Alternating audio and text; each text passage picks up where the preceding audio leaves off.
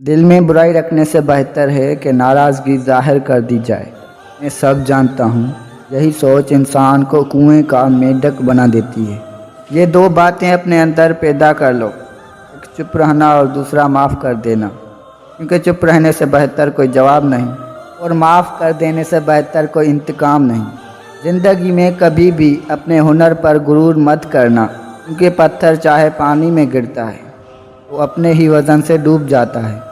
زندگی میں 3 لوگوں کو کبھی مت بھولنا: مصیبت میں ساتھ دینے والوں کو، مصیبت میں ساتھ چھوڑنے والوں کو اور مصیبت میں ڈالنے والوں کو۔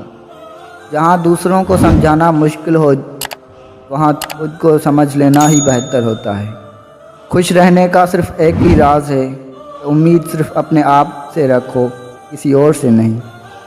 کسی کو اجار کر بسے تو کیا بسے، اور کسی کو دکھ دے کر ہنسے تو کیا ہنسے۔ خواہشیں اپنی مرضی سے خود پر لادا گیا بوجھ ہے۔ اگر اڑان بھرنی ہے تو اپنی خواہشیں کم کر دو۔ اپنے دشمن کو 1000 موقع دو کہ وہ آپ کا دوست بن جائے، اور اپنے دوست کو ایک موقع نہ دو کہ وہ آپ کا دشمن بن جائے۔ چاپلوسوں اور چالاک لوگوں سے ہوشیار رہنا۔ سنا ہے تعریفوں کے پل کے نیچے مطلب کی ندی بہتی ہے۔ شرمندگی اٹھانے سے بہتر ہے کہ تکلیف اٹھا لی جائے۔ عقل مند اپنے فیصلے خود کرتا ہے، جاہل عوام کے رائے پر عمل کرتا ہے۔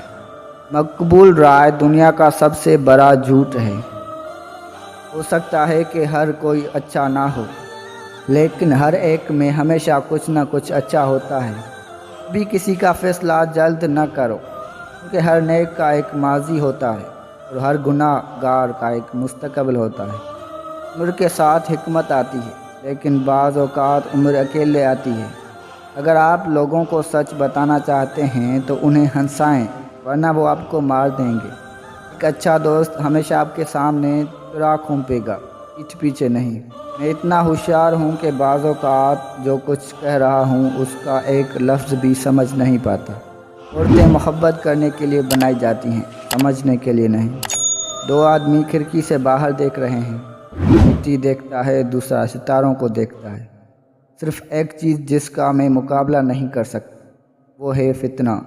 جو تم ہو ہمیشہ وہی رہو، باقی سب پہلے ہی جا چکے ہیں۔ میں آپ سے معافی چاہتا ہوں، میں نے آپ کو نہیں پہچانا، میں بدل گیا ہوں۔ جب حالات کافی خراب ہو جائیں تو بلی کا بچہ شیر کو مار ڈالے گا۔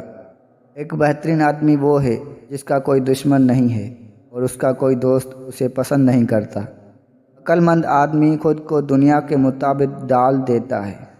بیوقوف شخص دنیا کو اپنے مطابق ڈالنے پر قائم رہتا ہے۔ اس لیے تمام ترقی کا دار و مدار بے عقل آدمی پر ہے۔